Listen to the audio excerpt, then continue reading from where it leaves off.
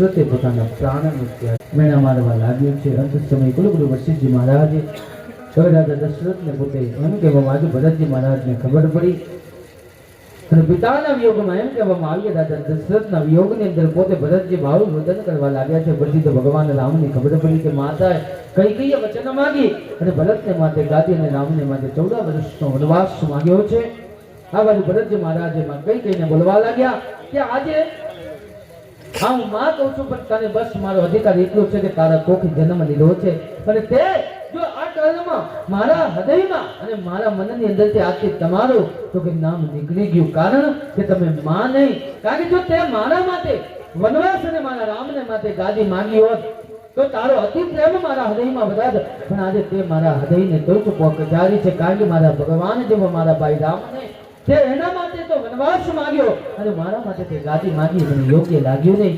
આ બાજુ એમ સમયે કુલગુરુ વશિષ્ઠજી મહારાજે કીધું છે કે હવે એક કામ કરો કે અતીત કાર્યને છોડી અને પોતે આ બાજુ અગ્નિ સંસ્કારની તૈયારી થઈ છે।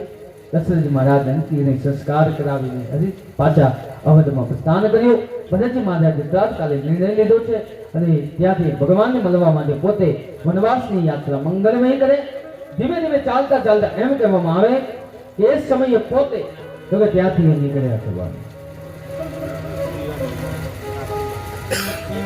જ્યાં જ્યાં રોકાયા ભગવાન ત્યાં ત્યાં એમ કહેવામાં આવે કે ભરતજી મહારાજ રોકાયા છે અને અંત સમયે બાબા તુલસી આગળની યાત્રા મંગલમય કરતા કહે કે ત્યાંથી ધીમે ધીમે તો કે ભગવાન ભરતજી મહારાજ પોતે ગંગાના કિનારે રોકાય, નિસર્ગ ગૃહને ત્યાં ભદ્રવાદ ઋષિના આશ્રમમાં વિશ્રામ કરી અને એમ કહેવામાં આવે વાલ્મીકી ઋષિના આશ્રમમાં વિશ્રામ કરી અને ત્યાંથી ભગવાન પ્રસ્થાન તો કે ભરતજી મહારાજ પોતે ચિત્રકૂટમાં આવ્યા છે।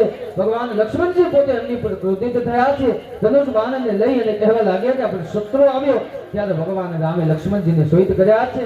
ત્યાં વગર ભગવાનની એમ કહેવામાં આવે કે રામની સંગાથે ભેટો થયો છે। ભરતજી મહારાજ રોદન કરવા લાગ્યા અને આ બાજુ અંત સમયે પોતે તો કે ભરતજીને બેસાડ્યા છે અને ભરતજી મહારાજને બેસાડ્યા અને પોતે એમ કહેવામાં આવે કે બધી જ શુદ્ધ અવધના શુભ સમાચાર પૂછ્યા છે।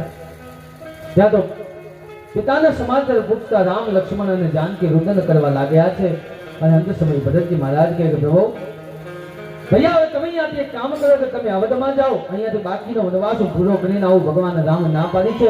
અંત સમયે ભરતજીને સમજાવ્યા અને ત્યાં એમ કહેવામાં આવે કે માં જાનકીએ પોતે તો કે એમ કહેવામાં આવે કે રાજા દશરથનું તો કે તર્પણ કરાવ્યું છે અને ત્યાંથી તર્પણ કરાવી અને અંત સમયે તો કે ભરતજી મહારાજને રાજ્ય અભિષેક કરી અને ભરતજી મહારાજને પાછા અવધમાં મોકલ્યા। ભરતજી મહારાજ તૈયાર થયા પણ